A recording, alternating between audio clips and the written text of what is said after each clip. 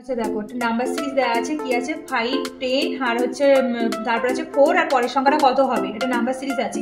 তাহলে দেখো আমি যদি 5 এর সাথে 10 করতে গেলে যদি 5 এর সাথে একটা 2 গুণ করে দিই তাহলে 5 দুগুলো হচ্ছে 10। সেম ভাবে আমি যদি 4 এর সাথে আবারও এই দিকটা 2 গুণ করে দিই তাহলে 4 দুগুলো কত হবে 8। কিন্তু অপশনে দেখো কোথাও 8 নেই, তার মানে আমার এই প্রসেসে করলে হবে না। তাহলে দেখো কিভাবে করব।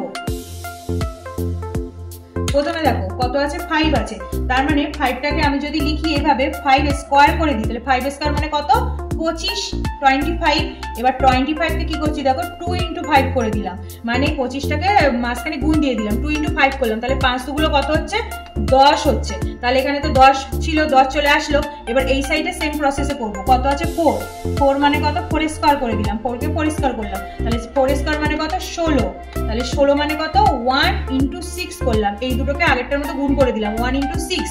তাহলে এবার দেখো তাহলে 6 1 কে মানে 6 আর 1 গুণ করলে হচ্ছে 6, 6 1 কে 6 হলো। তাহলে অপশনে দেখো 6 কিন্তু আছে, তাহলে এইভাবে করলে কিন্তু উত্তরটা চলে আসছে। তাহলে ডি নাম্বারে 6 হচ্ছে রাইট আনসার।